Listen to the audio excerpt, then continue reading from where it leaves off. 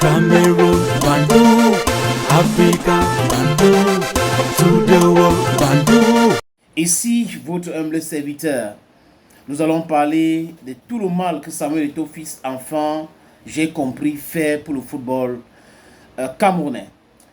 Les amis, c'est très grave.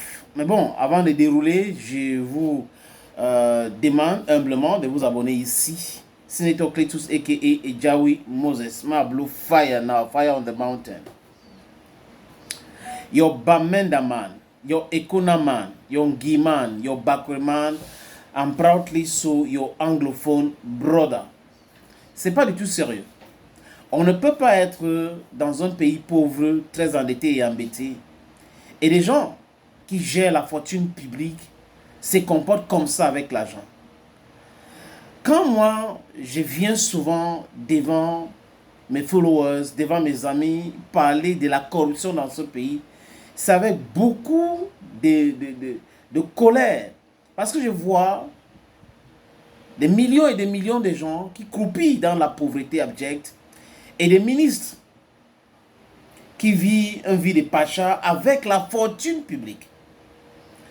Des gens qui ont 1 million de carburant par semaine dans un pays où le salaire minimum est a total disgrace. Et là, ça continue comme ça. On a des associations, surtout la Fédération camerounaise de football. Cette fédération, comme on parle de football, les amis, engrange beaucoup d'argent. La FIFA donne l'argent à l'Africa Foot, la CAF donne l'argent à l'Africa Foot, et le football, globalement, c'est à peu près 500 milliards chaque année. Plus même. On parle de 500 millions de dollars, un peu plus.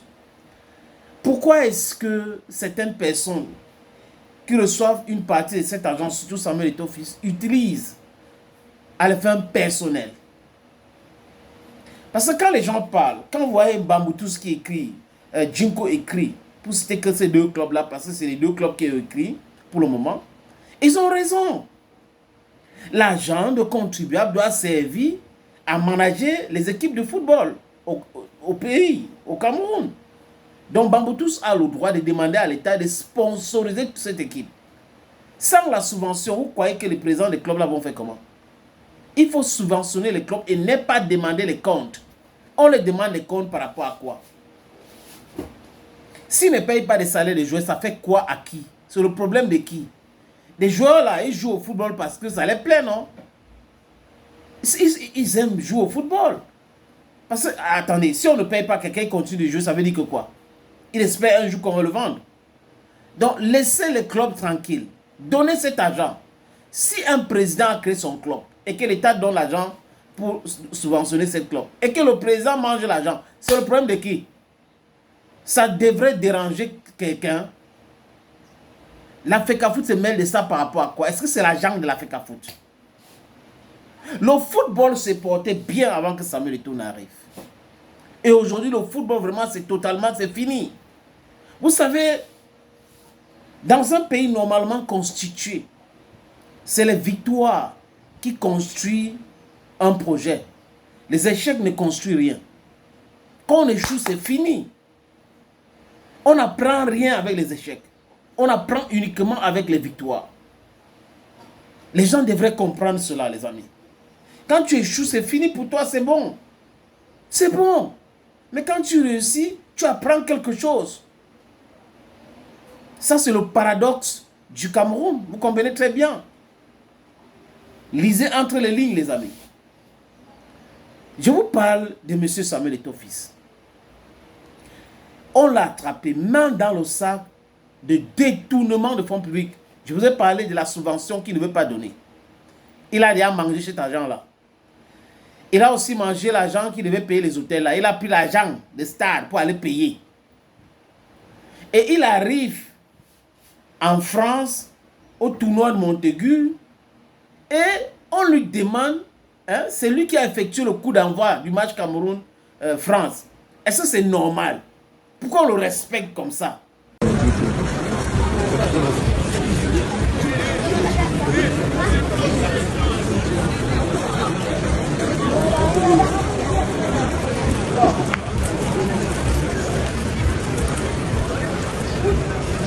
Mesdames, Messieurs, le coup d'envoi de cette rencontre France-Cameroun va être donné dans les prochaines secondes par Monsieur Samuel Eto'o, bien sûr, le champion olympique, joueur international ayant passé par le Real Madrid, le FC Barcelone, l'Inter Milan ou encore Chelsea FC. Bien voilà, le coup d'envoi de cette rencontre France-Cameroun donné par Monsieur Samuel Eto'o, président de la Fédération camerounaise de football. C'est énervant. Si Samuel Eto'o fils n'est pas respecté au Cameroun, pourquoi on va le respecter en France? Pourquoi les Français se mêlent? Pourquoi ils veulent montrer qu'ils aiment Samuel Eto'o fils? Il y a des gens, des spécialistes ici, qui détestent Eto'o et il faut que la France suive le Cameroun. Ce n'est pas normal, la France ne doit pas faire le contraire de ce que les Camerounais font. La détestation de Samuel Eto'o fils. Quand j'ai vu cette image, je me suis dit, mais attendez, c'est quoi cette histoire? Ce n'est pas normal. Le coup d'envoi là, c'est pas lui, il ne fallait pas lui donner ça. On devrait chercher une Jitap ou on cherche encore qui là, ou Onana ou Aboubakar Vincent pour ce coup d'envoi. Pourquoi c'est lui? Mais avant ce coup d'envoi, les amis, il y a quelque chose qui a vraiment choqué beaucoup de Camerounais et les amoureux du football. C'est que Samuel Eto'o part en France avec l'argent de l'Africa Foot. Et il part jusqu'à acheter les sandwichs avec l'argent de l'Africa Foot. Incroyable, mais vrai. Vous voulez des sandwichs C'est que les enfants, vous voulez des sandwichs? Samuel, on vous achète des sandwichs, le président. Vous voulez des sandwichs? Oui, oui. Après, ils vont dire que c'est la dernière fois.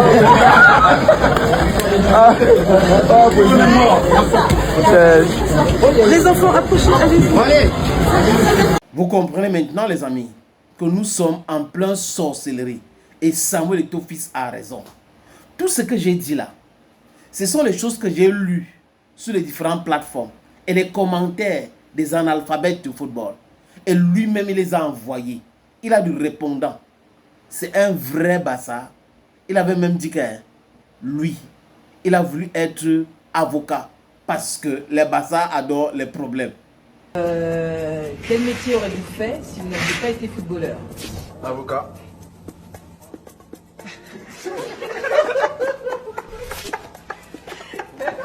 Mais du coup, tu rigoles. Ça va? Oui, il faut des études pour être avocat.